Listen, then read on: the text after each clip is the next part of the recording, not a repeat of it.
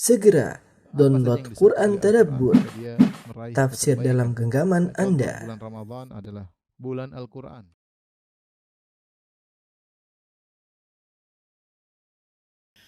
Bismillahirrahmanirrahim. Assalamualaikum warahmatullahi wabarakatuh.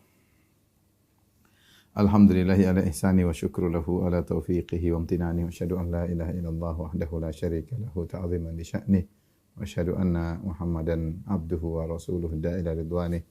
Allahumma shalli alaihi wa ala alihi wa ashabihi wa ikhwani.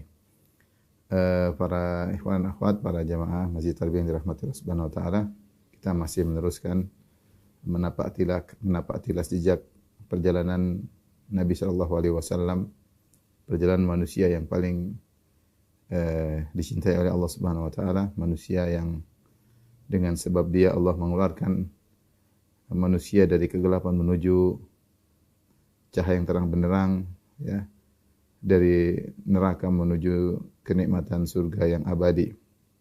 Sosok yang harus kita cintai lebih daripada kedua orang tua kita, daripada anak-anak kita, bahkan daripada diri kita sendiri. Tentunya kalau kita mencintai Nabi SAW, kita ingin tahu tentang kabar-kabarnya, tentang bagaimana kisahnya, tentang perjalanannya, ya. Ingin tahu tentang perkataannya, wasiat-wasiatnya. Selalu hati rindu tertarik untuk mengetahui hal itu semua. Ya, itulah bukti cinta kepada Nabi SAW. Ingin mengetahui, ya, teladan yang dicontohkan olehnya dan berusaha untuk mengikutinya. Pada kesempatan lalu kita sudah membahas tentang perang Hunain dan juga perang Taif, ya. Kemudian setelah itu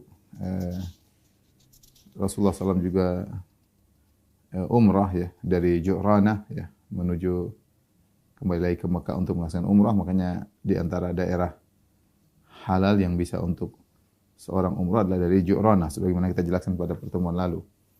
Selanjutnya Rasulullah SAW kemudian kembali ke Madinah. Sebelum kembali ke Madinah, Rasulullah SAW menugaskan Attab bin Asid sebagai Amir Mekah, ya. Ketika itu Attab bin Asid radhiyallahu anhu umurnya 21 tahun. Dan dialah awwalu amir pertama dalam Islam untuk kota Mekah. Amir pertama. Kemudian Rasulullah SAW mewasiatkan kepada Attab beberapa wasiat, ya, agar dijalankan oleh Attab. Baik, di tengah perjalanan Rasulullah SAW pulang kota Madinah, Rasulullah SAW bertemu dengan seorang sahabat bernama Abu Mahdzurah radhiyallahu anhu. Yang ketika itu dia masih musyrik, kemudian dia masuk Islam. Dan ada kisah menarik bagaimana kisah Islamnya Abu Mahdzurah. Abu Mahdzurah ini muadzinnya Rasulullah SAW di kota Mekah. Kalau di Madinah ada Bilal, kemudian ada Ibnu Ummi Maktum.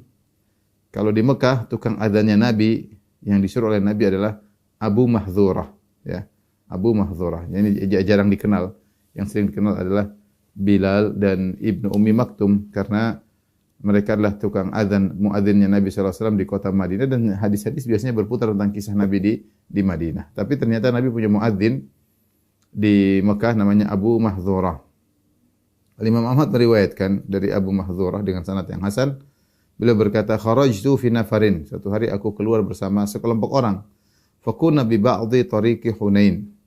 Kami berada di sebagian jalan dekat Hunain. Faqafala Rasulullah SAW min Hunain. Ternyata Rasulullah SAW baru balik dari Hunain, yaitu menuju kota Madinah. Rasulullah SAW pulang dari Hunain menuju kota Madinah. Falaqina Rasulullah SAW fi ba'dhi tariq. Akhirnya kami ketemu dengan Nabi di sebagian jalan, ya, di persimpangan jalan atau di saling lewat gitu. Kami bertemu dengan Nabi SAW. Tiba-tiba kami bertemu di waktu salat. Fa'adzana muadzinu Rasulillah SAW bis salat inda Rasulillah. Maka ada muadzinnya Rasulullah SAW mengumandangkan adzan di sisi Rasulullah SAW. Fasami'na as-saut wa nahnu mutanakkibuna 'anit tariq. Dan kami mendengar suara tersebut dan kami lewat jalan lain dari jalan yang dilewati oleh Nabi SAW. Fasarakhna nahkihi. Kami pun ngikut-ngikut niru-niru tukang adzan tersebut. nastahzi'u bi, kami ngejek. Jadi dia bilang Allahu Akbar, kami ikut. Allahu Akbar, tapi ngejek, suara besar. Suara yang tinggi, melengking. Jadi mereka ngejek tukang azannya Nabi. Fasami'a Rasulullah sallallahu alaihi wasallam Rasulullah sallallahu mendengar ejekan kami karena niru-niru azannya muadzinnya Rasulullah sallallahu. Kemudian akhirnya Rasulullah sallallahu ya mengutus orang untuk membawa kami, akhirnya kami ketangkap dan kami dibawa di hadapan Rasulullah sallallahu alaihi wasallam. Maka Rasulullah SAW berkata, "Ayyukum alladhi sami'tu sautahu qad irtafa." Siapa sih di antara kalian yang saya dengar suaranya tinggi? Fa asyaral qaum kulluhum ilayya. Semua teman-temanku bilang ini Abu Mahdhur ini yang suaranya tadi ngejek, suaranya paling tinggi, paling besar dia. Ya. Wa sadaqu, dan mereka telah benar. Mereka menunjuk aku dan memang benar suaraku yang paling tinggi ketika ngejek muadzinnya Rasulullah sallallahu alaihi wasallam. Fa arsalahum Rasulullah sallallahu. Maka teman-temannya Abu Mahdhur semua dilepas oleh Nabi sallallahu alaihi wasallam. Wa habasani indahu, sementara aku ditahan di sisi Nabi sallallahu alaihi wasallam. Ya. Wala syai'a akrahu ilayya mimma ta'muruni bihi Rasulullah sallallahu alaihi wasallam fa amara bil adzan. Dan tidak ada suatu perkara yang paling aku benci ketika itu seperti kebencianku atas apa yang Rasulullah perintahkan kepadaku. Ya, dia belum Islam. Dia masih musyrik. Ternyata Rasulullah SAW menyuruhku untuk azan. Dan ini perkara yang paling aku benci. Rasulullah SAW menyuruhku untuk azan. Ya. Maka wa alqa Rasulullah SAW alayya nafsuhu al-adhan. Maka Rasulullah SAW mengajarin aku langsung cara azan. Faqala qul. Rasulullah berkata kepada Abu Mahdhur, katakanlah, Allahu Akbar, Allahu Akbar, Allahu Akbar, Allahu Akbar. Aku ikut Allahu Akbar, Allahu Akbar, Allahu Akbar, Allahu Akbar. Asyhadu an la ilaha illallah, asyhadu an la ilaha illallah, asyhadu an la ilaha illallah, asyhadu an la ilaha illallah, asyhadu anna Muhammadar Rasulullah. Disuruh azan yang keras. Asyhadu an la ilaha illallah, asyhadu an la ilaha illallah, asyhadu anna Muhammadar Rasulullah, asyhadu anna Muhammadar Rasulullah. Setelah sampai asyhadu anna Muhammadar Rasulullah yang kedua, tsumma qala li, Rasulullah berkata kepadaku, irji' wamdud sautak. Ulangi lagi azanmu dengan suara yang lebih kuat. Asyhadu an la ilaha illallah, asyhadu an la ilaha illallah, asyhadu anna Muhammadar Rasulullah, asyhadu anna Muhammadar Rasulullah. Hayya 'alas shalah, hayya 'alas shalah, hayya 'alal falah, hayya 'alal falah. Allahu akbar, la ilaha illallah. Ini disebut dengan adzan bitarji'. Inilah adzan model kedua yang jarang dipraktikkan di zaman sekarang ya. Dahulu dipraktikkan di kota Mekah ya. Yang kita tahu azan sekarang ya biasa azan yang sering kita dengar. Allahu Akbar, Allahu Akbar, Allahu Akbar, Allahu Akbar. Asyhadu an la ilaha illallah. Asyhadu an la ilaha illallah, asyhadu anna Muhammadar Rasulullah, asyhadu anna Muhammadar Rasulullah. Langsung hayya 'alas shalah, hayya 'alas shalah, hayya 'alal falah, hayya 'alal falah.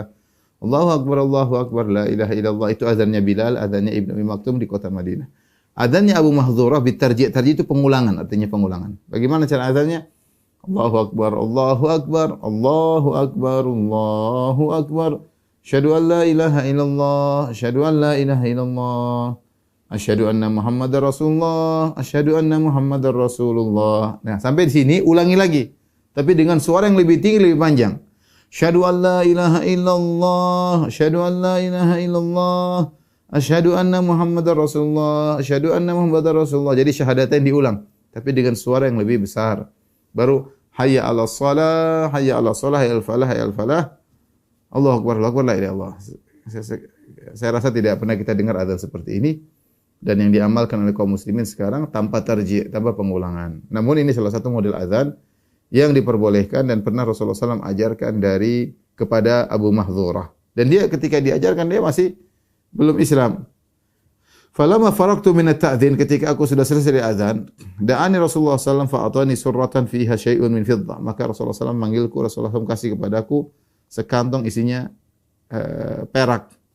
Tsumma wada'a yadahu 'ala nasiyati, kemudian Rasulullah meletakkan tangannya di ubun-ubunku. Tsumma amaraha 'ala wajhihi marratain. Kemudian diarahkan ke wajahnya 2 kali. Ya. Tsumma marra baina yadayya, tsumma 'ala kabidi, kemudian terus Rasulullah turunkan tangannya sampai ke jarak hatiku. Tsumma balagat yadu Rasulullah sallallahu alaihi wasallam sampai di pusarku. Jadi dari 2 kali dari wajah, kemudian turunkan ke badannya, ke hatinya, terus sampai ke pusarku. Tsumma qala Rasulullah sallallahu alaihi wasallam bersabda, barakallahu fik, semoga Allah memberkahimu. Ya. Maka aku berkata, ya. Ya Rasulullah, murni bita'dzin bi Makkah. Ya Rasulullah, perintahkan aku untuk adzan di kota Mekah. Faqala Rasulullah sallallahu alaihi wasallam, "Qad amartuka bihi." Aku telah perintahkan engkau untuk adzan di kota Mekah. Wa dhahaba kullu syai'in kana Rasulullah sallallahu alaihi wasallam min karahiyatin. Maka semua kebencian kepada Rasulullah sallallahu hilang semuanya. Wa ada dzalika mahabbat Rasulullah sallallahu. Jadilah aku sangat cinta kepada Nabi sallallahu alaihi wasallam. Maka aku pun datang kepada Attab bin Asid tadi, amir pertama kota Mekah, ya. Fakuntu u'adzinu bi Makkah an amri Rasulullah. Maka aku jadi tukang azan Nabi sallallahu alaihi wasallam di kota Mekah. Ya. Inilah azannya Abu Mahdhurah disebut azan bitarji'. Ya, ketika itu usia beliau masih 16 tahun dan dia tukang azan di kota Mekah sampai meninggal dunia pada tahun 59 Hijriah. 59 Hijriah. Jadi beliau ini masuk Islam tahun 8 Hijriah, kemudian wafat pada tahun 59 Hijriah. Berumur panjang ya. Berarti tambah 51 tambah umur beliau 51 tambah 16, sudah sekitar 67 tahun meninggal ya. Dan beliau jadi tukang adzan di kota Mekah ya. Dan kemudian setelah itu anak-anaknya ya, cucu-cucunya yang memegang adzan di kota Mekah di Masjidil Haram. Inilah Abu Mahdhurah radhiyallahu taala anhu yang kisahnya menarik. Dia masuk Islam gara-gara ngejek ya. Gara-gara ngejek tukang adzannya Rasulullah sallallahu alaihi wasallam, ternyata dia yang jadi tukang adzan. Rasulullah sallallahu manggil dia, kemudian Rasulullah SAW mendoakannya akhirnya dia masuk Islam. Lihatlah Rasulullah SAW kemudian balik ke kota Madinah. Ya. Lihat bagaimana kisah Nabi SAW. 8 tahun lalu diusir dari kota Mekah, meninggalkan seluruh hartanya, rumahnya, kekayaannya, pergi dikejar-kejar oleh orang-orang Quraisy, diberikan sayembara, siapa yang bisa membunuh Muhammad atau menangkapnya dapat 100 ekor onta. Ya. Dia harus terusir dari negerinya ya. Akhirnya harus pergi sampai di kota Madinah. Kemudian beberapa kali diserang, ingin dibunuh, mulai dari perang Badar, perang Uhud, perang Khandaq. Quraisy datang bertubi-tubi ingin membunuh Muhammad sallallahu alaihi wasallam. Diejek dengan ejekan-ejekan, dihina dengan hinaan-hinaan. Terluka Rasulullah sallallahu alaihi wasallam, terbunuh pamannya Hamzah bin Abdul Muttalib dalam perang Uhud, kemudian juga tewas atau gugur sahabat-sahabatnya banyak ya. Kemudian dan seterusnya sampai akhirnya tahun 8 Hijriah Rasulullah SAW bisa membawa 10.000 pasukan untuk menaklukkan kota Mekah. Akhirnya tunduklah kota Mekah. Saatnya Nabi SAW untuk balas dendam sebenarnya, untuk menghabisi orang-orang yang telah menyakitinya. Namun ternyata tidak. Nabi SAW memilih untuk memaafkan mereka, melepaskan mereka, dan akhirnya mereka pun masuk Islam dengan kesadaran sendiri. Itulah Rasulullah SAW, sang pemaaf, dzu khuluq, orang yang sangat agung akhlaknya, yang akhirnya Allah memberikan kemenangan baginya. Dan sungguh benar firman Allah Subhanahu wa taala, innahu may yattaqi wa yasbir fa innallaha la yudhil ajal muhsinin. Sebagaimana perkataan Nabi Yusuf alaihissalam ketika dia diuji dan akhirnya menjadi seorang pembesar ya. Dia mengatakan ketika dia berhasil, innahu may yattaqi, sungguhnya bangsa yang bertakwa, wa yasbir, dan bersabar, fa innallaha la yudhi'u ajral muhsinin. Allah tidak akan menyia-nyiakan pahala orang-orang berbuat ihsan. Oleh karenanya betapa banyak keberhasilan berhasil setelah melewati berbagai ujian. Sebenarnya dikatakan bahwasanya awalut tamkin al-ibtila. Awal dari kejayaan adalah ujian. Awal dari kejayaan adalah ujian. Sebagaimana Nabi Yusuf alaihissalam diuji dengan ujian-ujian akhirnya menjadi seorang pembesar. Demikian juga Nabi Muhammad SAW diuji dengan ujian-ujian yang berat sampai akhirnya menaklukkan kembali kota Mekah. Sallallahu alaihi wasallam. Taib, kembalilah Nabi SAW dari kota Mekah setelah perang Fatu Makkah, kemudian perang Hunain, kemudian perang Taif, kemudian balik ke kota Madinah. Setelah Nabi SAW sampai di kota Madinah, maka datanglah banyak utusan-utusan yang menemui Nabi SAW. Selain itu juga Nabi mulai mengirim surat-surat kepada para raja, pada para penguasa agar mereka beriman kepada Nabi SAW. Dan itu terjadi pada tahun 9 di penghujung tahun 8 Hijriah, dan banyak para utusan datang di awal tahun 9 Hijriah. Di awal tahun 9 Hijriah ya. Mulai datang wafud utusan dari Sa'labah, itu pada tahun 8 Hijriyah mereka datang, kemudian mereka menyatakan masuk Islam. Karena setelah Nabi SAW menang dari menaklukkan kota Mekah, maka banyak orang berbondong-bondong masuk Islam. Karena kabilah paling top ketika itulah kabilah Quraisy. Inilah kabilah yang paling top. Dan itu yang berseteru dengan Nabi SAW. Nabi dari Quraisy. Kabilah-kabilah yang lain juga besar-besar. Mereka nonton. Nih, lihat Muhammad SAW berseteru dengan kabilahnya sendiri. Kalau dia berhasil menaklukkan kabilahnya, berarti dia memang seorang Nabi. Kita akan masuk Islam. Jadi pertarungan atau perseteruan antara Nabi SAW dengan kaum Quraisy ini menjadi pusat perhatian kabilah-kabilah lain. Itu berlanjut panjang dari sejak Nabi meninggalkan kota Mekah sampai 8 Hijriah, 8 tahun. Jadi pusat perhatian kabilah-kabilah lain. Ketika kaum Quraisy takluk di hadapan Nabi SAW dan mereka kemudian banyak masuk Islam, maka berbondong-bondonglah yang lain masuk Islam. Itulah Allah turunkan firman-Nya, "Idza jaa nasrullahi wal fath wa ra'aitan nasa yadkhuluna fi dinillahi afwaja." Engkau melihat orang-orang masuk Islam dalam agama Allah afwaja, berbondong-bondong. Ya, banyak utusan datang untuk menyatakan Islam dan Nabi juga menulis surat kepada para raja agar mereka masuk Islam. Karena agama Islam bukan agama qaumi, bukan agama kabilah, bukan agama Arab, bukan. Tapi dia agama internasional. Wa marsalnaka ila kafatan lin-nasi basyiran wa nadhira. Tidaklah kami utus engkau kecuali kepada seluruh manusia. Ya. Rasulullah SAW adalah nabi yang diutus kepada seluruh umat manusia, ya. Ya. Sebagai firman Allah Subhanahu wa taala juga dalam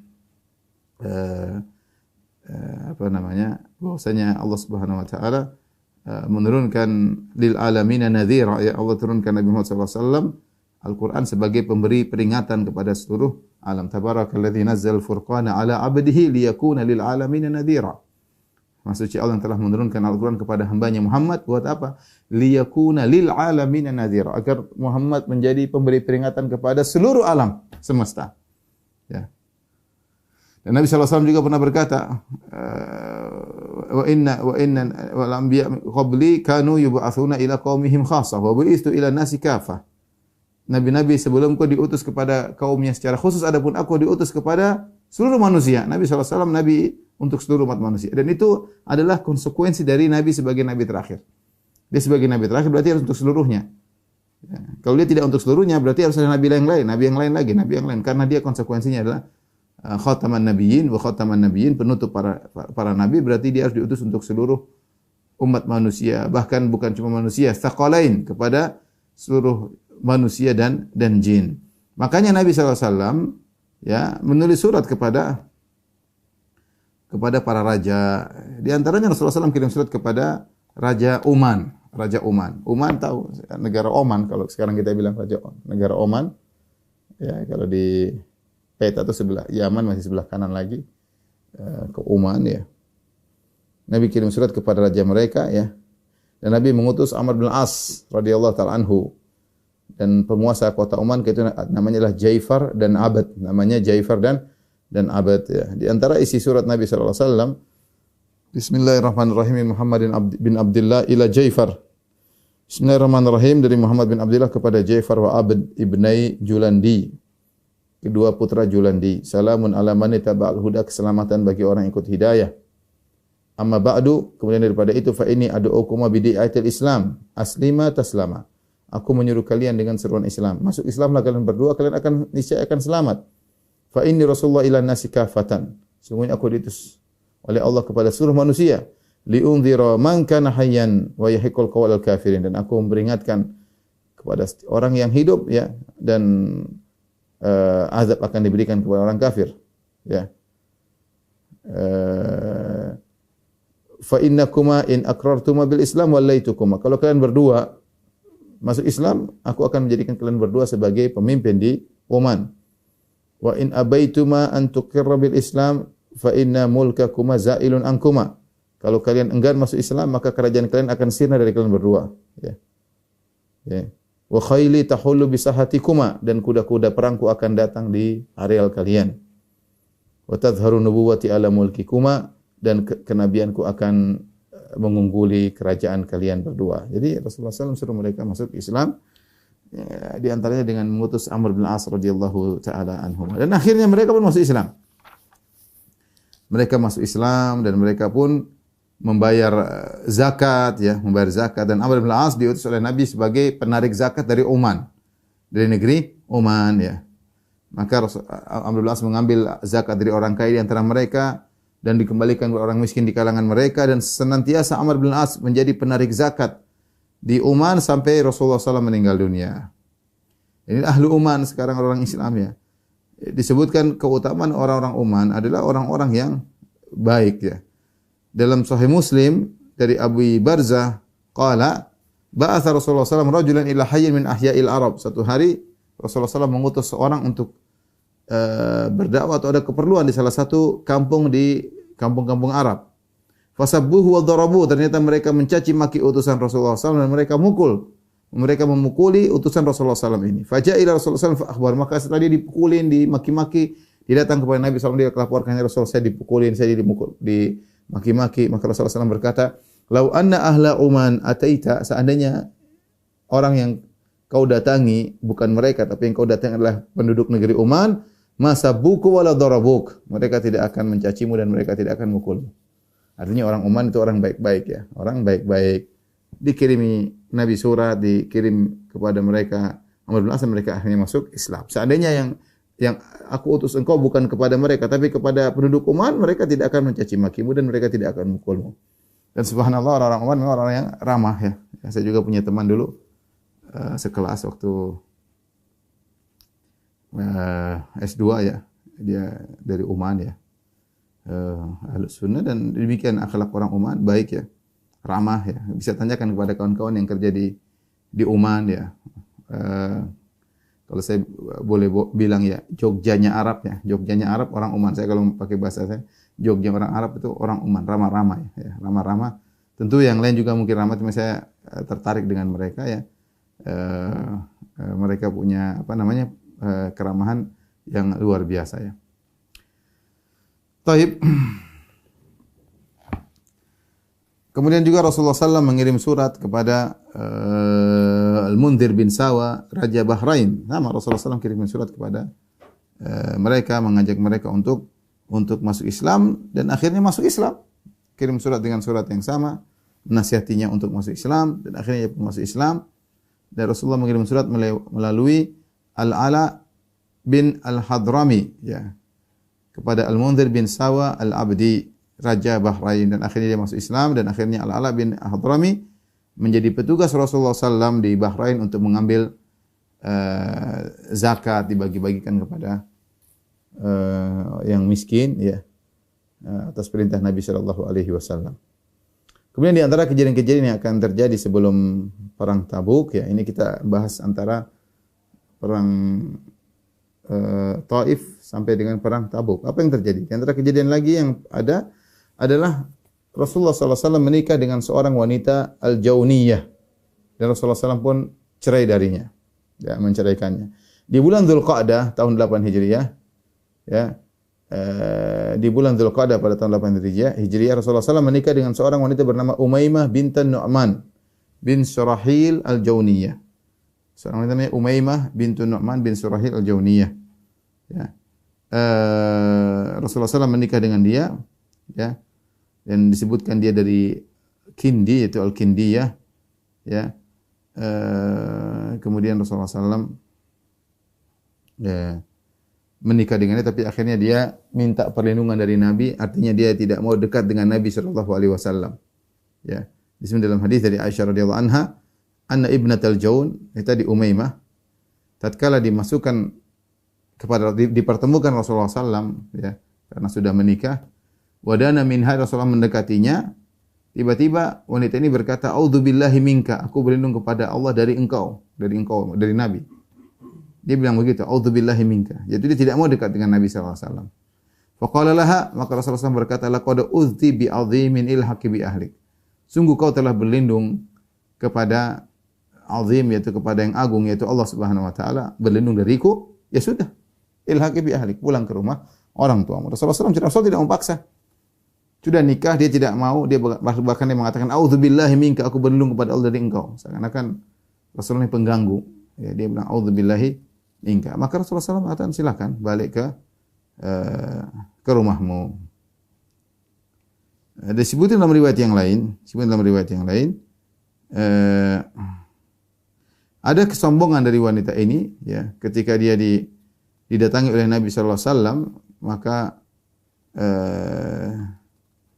Rasulullah berkata, "Hibi nafsaka li," serahkan dirimu kepadaku. Maka wanita ini berkata, "Wa hal tahabul malikatu nafsaha lisuqah?" Apakah seorang putri menyerahkan dirinya kepada rakyat jelata, kepada orang pasaran, gampangnya demikian ya. Jadi ada keangkuhan. Dia mengatakan, apakah Rasulullah mengatakan serahkan dirimu kepadaku? Kata dia, apakah seorang putri atau permaisuri, dia merasa dirinya tinggi, menyerahkan dirinya kepada orang pasaran seperti engkau ya. Maka Rasulullah SAW ingin menurunkan tangannya ke orang wanita tersebut, istrinya, istri Nabi SAW. Ingin menenangkan hatinya, tiba-tiba wanita ini berkata, "A'udzubillahi minka," aku berlindung kepada Allah dari engkau. Maka Rasulullah SAW berkata, "Qad uzti bi ma'ad," sungguh engkau telah berlindung kepada zat yang berhak untuk menjadikan tempat perlindungan. Ya, kemudian Rasulullah SAW berkata, "Ilhaqi bi ahlik," pulanglah ke rumah orang tuamu. Dan Nabi mengatakan, "Ya Aba Usaid uksuha razi qiyaini wa alhiqa bi ahliha." Rasulullah menyuruh seorang sahabat, berikan dia baju yang bagus ya, dua belah pakaian yang bagus dan kembalikan ke rumah orang tuanya. Ini diantara kalau kita dengar wanita yang pernah dicerai oleh Nabi, ya, dinikahi tapi belum digauli kemudian dicerai, Ibnatul Jaun ya, yaitu Umaymah Al-Kindiyah, Al-Jauniyah. Tapi di antara kejadian yang terjadi antara perang Taif sampai perang Tabuk adalah lahirnya Ibrahim. Ibrahim anak Rasulullah SAW. Kita tahu Rasulullah SAW punya anak 6 orang. 2 lelaki tapi meninggal sebelum Nabi diangkat menjadi seorang Rasul, yaitu Al-Qasim dan Abdullah. Makanya Rasulullah SAW kunyahnya Abul Qasim. Al-Qasim dan Abdullah. Kemudian Rasulullah SAW punya anak semuanya dari Khadijah. 6 orang dari Khadijah. Al-Qasim, Abdullah, kemudian Zainab, Ruqayyah, Ummu Kulthum, Fatimah. 6 orang ya. Jadi Al-Qasim, Abdullah ini meninggal sebelum Rasulullah SAW diangkat menjadi seorang Rasul. Kemudian yang tinggal 4 perempuan, yaitu Zainab, Ruqayyah, Ummu Kulthum, Fatimah, dan 4 orang ini masuk Islam bersama Nabi SAW. Kemudian 3-nya meninggal juga di zaman kehidupan Nabi SAW. Yang meninggal belakangan setelah Nabi adalah Fatimah radhiyallahu ta'ala anha, meninggal 6 bulan setelah wafatnya Nabi SAW. Dan Rasulullah punya anak yang ke-7, namanya adalah Ibrahim. Namun Ibrahim ini dari budaknya Maria Al-Qibtiyah. Adalah budak yang dihadiahkan oleh Al-Muqawqas ketika Nabi SAW mengirim surat kepada Al-Muqawqas, Raja Mesir, untuk masuk Islam, dan dia Nasrani. Dia tidak masuk Islam, tapi dia memberikan hadiah kepada Nabi. Di antaranya dia berikan wanita cantik jelita yang bernama Maria Al-Qibtiyah, dan menjadi budak Nabi SAW, yang digauli oleh Nabi SAW. Sampai kita tahu bahwasanya budak boleh digauli. Ya. Dan ternyata Maria Al-Qibtiyah ini kemudian mengandung dan lahir, punya anak. Ya, dan Rasulullah SAW sangat gembira karena Rasulullah SAW punya anak tinggal perempuan semua. Ya, tinggal perempuan, yaitu Zainab, Ruqayyah, Ummu Kulthum, kemudian Fatimah. Ya. Apalagi sebagian sudah meninggal, seperti Ruqayyah sudah meninggal. Ya. Maka Rasulullah SAW berkata, "Wulida li al-lailata gulamun." Malam ini telah dilahirkan untukku seorang anak lelaki. Fasammaituhu bismi abi.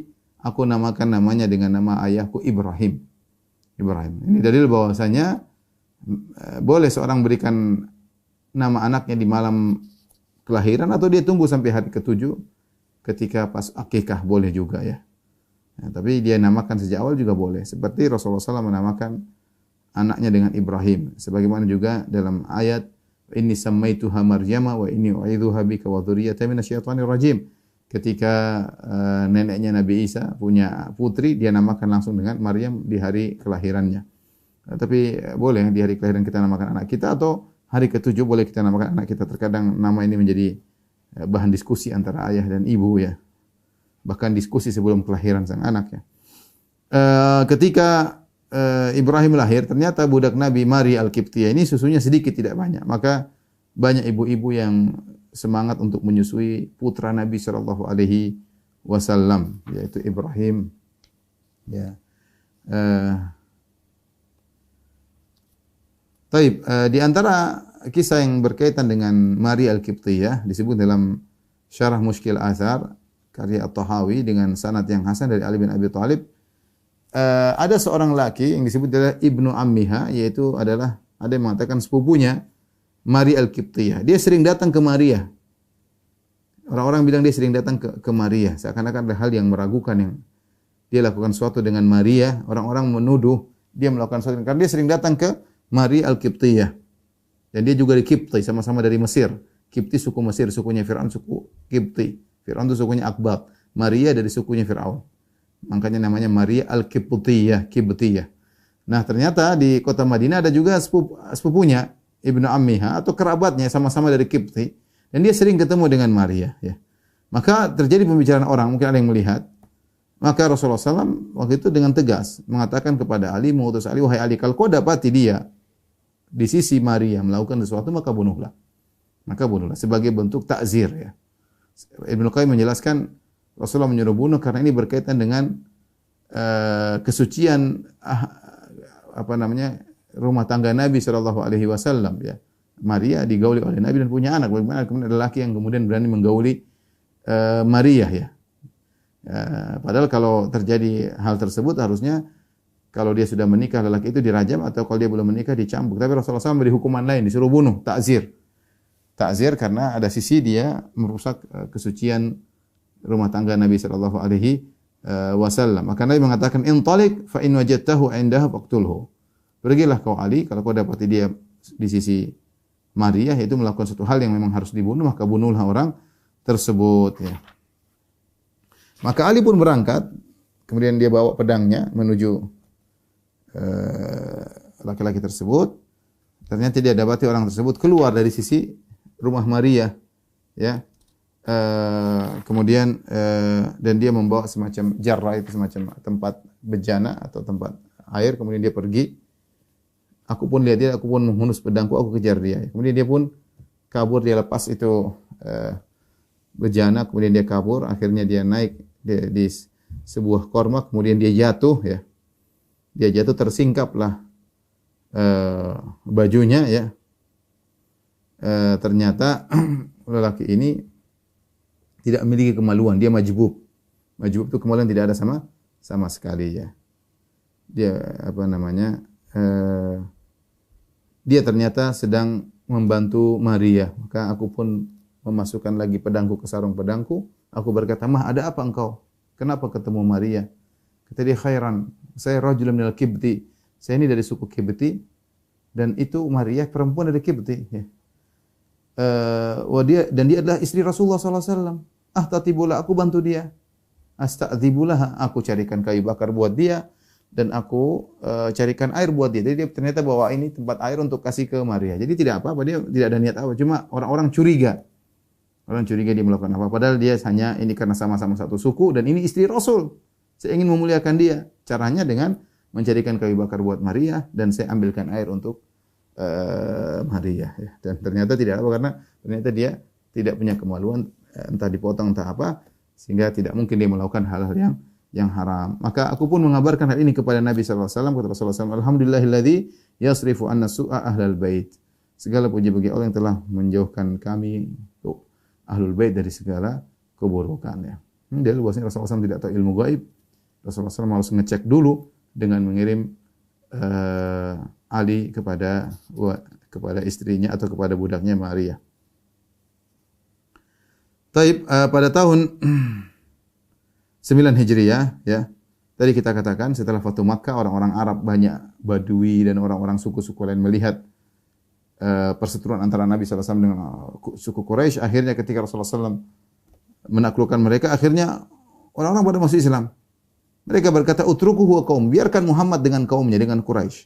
Fa innahu in dhara alaihim fa huwa nabiyyun salih. Kalau dia menang, dia benar-benar nabi. Ternyata Rasulullah SAW menang. Akhirnya orang banyak masuk Islam, dan mulailah datang lebih banyak lagi suku-suku dan utusan-utusan datang kepada Nabi SAW ingin mengenal Islam.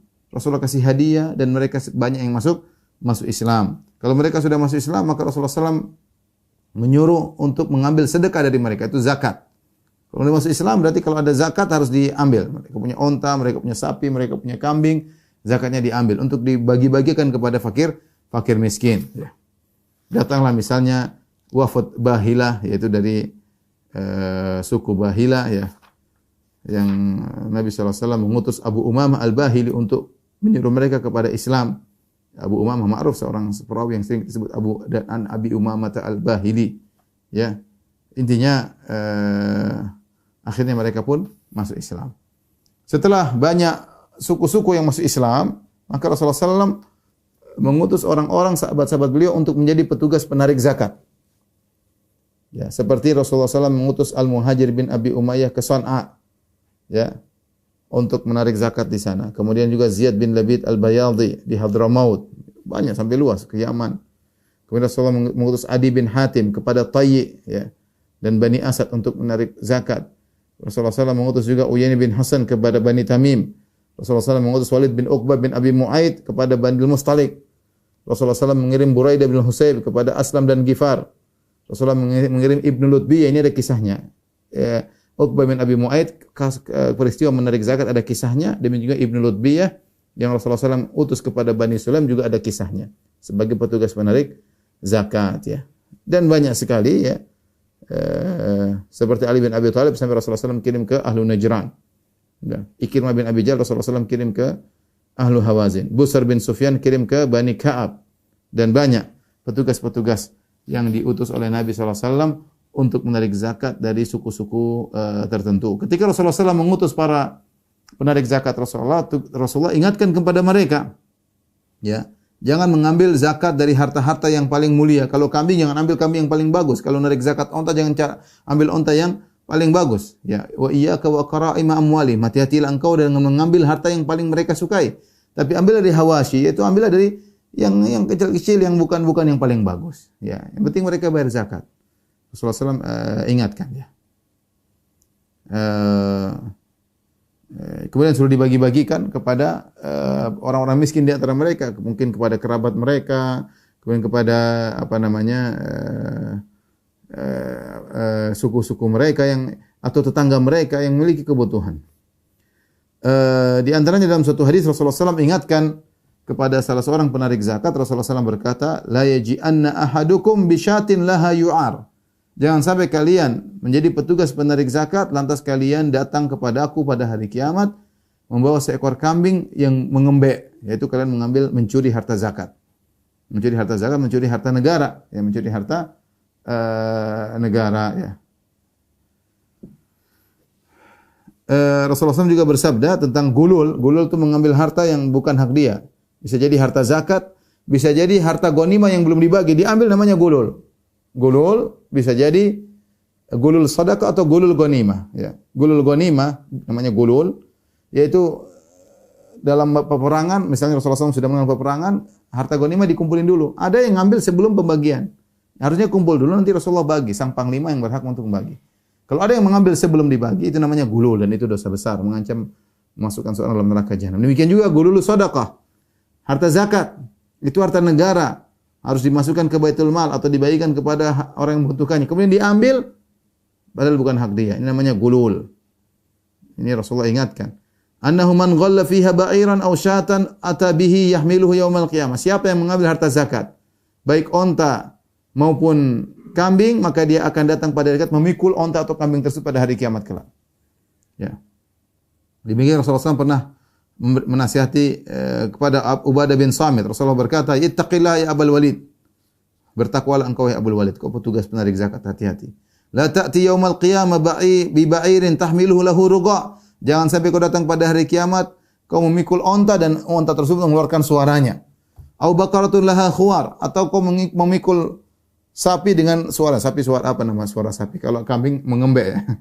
Ya. Aw syatun laha su'aj, atau kau memikul kambing dan ada suara kambingnya, ya. Dan Rasulullah ingatkan kepada petugas-petugas zakatnya. Ini bahaya karena mengambil harta negara dosa besar. Makanya Rasulullah SAW mengatakan inna rijalan yatakhawaduna fi malillahi bighairil haqq falahumun nar yaumal qiyamah. Sungguhnya sekelompok orang mengolah harta negara tanpa hak ya. Maka bagi mereka neraka pada hari kiamat kelak. Ini ancaman keras bagi para pejabat PNS yang mengurusi harta negara. Ya, demikian juga mengurusi harta masyarakat secara umum. Peringatan juga ya, apalagi berkaitan harta negara yang harusnya milik orang miskin dia ambil. Tersebutlah seorang penarik zakat namanya Ibnu Lutbiyah yang tadi sudah kita sebutkan. Ibnu Lutbiyah ya. Dari Bani Asad ya. Ada yang mengatakan namanya Abdullah bin Lutbiyah. Ya. Dia pun mengambil zakat ya. Kemudian setelah itu dia datang membawa zakat. Kemudian dia bilang kepada kaum muslimin, "Hadza lakum wa hadza uhdiya li." Kata dia, "Ini harta zakat kalian, silakan taruh di Baitul Mal. Wa hadza ini unta-unta sedekah, kambing-kambing sedekah, ini sapi-sapi sedekah. Wa hadza uhdiya lakum, ini hadiah mereka kasih sama saya." Dia bedakan. Ya, seakan-akan dia ya ini zakat, ini hadiah dari buat saya. Rasulullah SAW mendengar hal tersebut, Rasulullah SAW kemudian berkhutbah di atas mimbar. Ini adalah gulul, ya. Tapi dia ngaku, dia bilang dia tidak diam-diam, tapi bilang ini hadiah. Ini yang hadiah saja harus dikembalikan, apalagi ngambil diam-diam. Bayangkan ini hadiah saja dari masyarakat, ya harus dikembalikan. Apalagi ngambil diam-diam tanpa diketahui negara. Ini kan dia lapor kepada negara, dia lapor kepada petugas pemerintahan gampangannya. Ini harta zakat milik pemerintah, ini milik saya dapat hadiah dari masyarakat.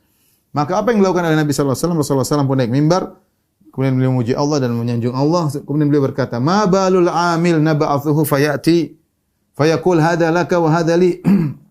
Ada apa gerangan dengan petugas yang kami utus dia untuk mengambil zakat? Lantas dia datang, dia berkata, "Ini harta kalian, ini harta hadiah untukku karena hakku dikasih hadiah." Fahalla jalasa fi baiti abi, perhatikan perkataan Nabi. Fahalla jalasa fi baiti abihi wa ummihi fayanzuru ayyuhda lahu am la.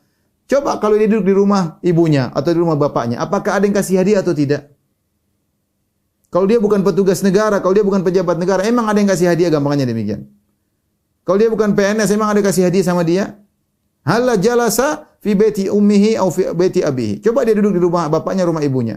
Fayanzur, dan dia tunggu, dan dia lihat. Ayyudah lahu, apakah ada yang kasih hadiah kepada dia? Amla, ada yang kasih atau tidak?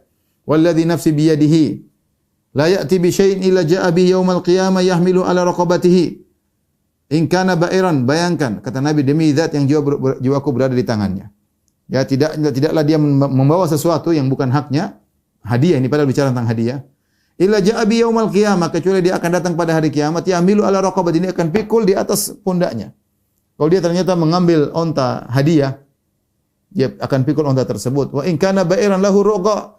Kalau dia ambil onta, maka akan suara onta tersebut dipikul sambil ada suaranya. Aw baqaratan lahu khuwar. Kalau dia pernah mengambil sapi, kata dia hadiah dari masyarakat. Masyarakat sudah bayar zakat, ini dapat hadiah. Kan hak saya. Itu sapi akan dia pikul pada hari kiamat dengan suaranya. Aw syatan tay'ar. Atau dia akan memikul kambing dengan mengembek ya. Tsumma rafa'a yadaihi hatta ra'aina ufratai ibtaihi. Kemudian Rasulullah SAW mengangkat kedua tangannya sampai kami melihat putih kedua ketiaknya. Tsumma qala Rasulullah berkata, "Ala hal ballaghtu?" Ketahuilah, bukankah aku telah menyampaikan 3 kali. Ini ikhwan dan akhwat, hati-hati kepada orang-orang yang petugas sebagai pejabat negara, proyek negara ya. Sebagai wali kota, sebagai bupati, sebagai gubernur, sebagai penguasa, menteri dan yang lainnya. Ya, ini bayangkan Rasulullah tidak berbicara tentang orang yang ngambil diam-diam. Ini Ibnu Lutbiyah, dia tidak mengambil diam-diam, dia ngambil dikasih tahu. Dan dia tidak merasa dia mencuri, tidak merasa korupsi dari harta negara. Karena dia merasa dapat hadiah. Tetapi dia dapat hadiah tersebut bukan karena dia sebagai Ibnu Lutbiyah, tapi dia dapat hadiah karena dia sebagai petugas negara. Rasulullah larang, tidak boleh. Petugas negara sudah ada gajinya. Tidak boleh terima hadiah dari masyarakat, enggak boleh. Karena kalau terima hadiah dia akan ketidakadilan akan dia jalankan. Akan ada kecondongan, pilih kasih dan yang lain. Itu wajar manusiawi. Kita ini manusia dikasih ada yang kasih pemberian, kita akan mendahulukan proses urusannya, izin-izinnya. Kenapa kita kasih hadiah? Hadiah sebenarnya hukumnya haram. Kalau siapa yang dapat hadiah sebenarnya tidak boleh terima. Kalau dia mau terima harus kembalikan kepada, kalau dia terpaksa terima atau akhirnya dikirim ke rumahnya tanpa dia sadari, tiba-tiba dikirim mobil, tiba-tiba dikirim macam-macam, harus kembalikan ke negara. Itu bukan milik dia. Dan kasih sama orang itu, saya tidak mau terima. Kalau dia bilang sudah, ya, kembalikan ke negara. Ya. Sehingga ketika dia menghadapi masyarakat, dia adil tanpa pandang bulu, tanpa pilih kasih. Ya. Ini bahaya. Ini saja yang ngaku dan merasa tidak menzalimi siapapun. Ya cuma mungkin dia baik ketika ngurusin zakat, dikasih hadiah. Ya. Rasulullah bilang enggak bisa, ini kau akan pikul hari kiamat. Bagaimana yang korupsi, bagaimana yang kasih syarat, ya. Pungli dan macam-macam, waliyadzubillah. Pungli kecil-kecilan, ada pungli besar-besaran. Ya. Makan harta negara, harta rakyat yang setengah mati. Bayar pajak lah, apalah, kerjalah, kemudian digunakan tanpa takwa kepada Allah Subhanahu wa taala, terus ya mungkin kaya, mungkin apa ya. Maka saya berharap kepada para pejabat untuk bertakwa kepada Allah Subhanahu wa taala, para PNS, para petugas negara, hati-hati ya. Kalau menerima hadiah tidak boleh, apalagi ngambil harta negara diam-diam ya. Waliyadzubillah. Menyedihkan sekarang sebagian orang korupsi itu tidak punya malu-malu karena terlalu banyak yang korupsi. Korupsi enggak malu-malu ya. Baik, mungkin demikian saja. Ikhwan dan akhwat yang rahmatillah subhanahu wa ta'ala. InsyaAllah kita lanjutkan pada pertemuan berikutnya. Wabillahi taufiq wal hidayah. Assalamualaikum warahmatullahi wabarakatuh.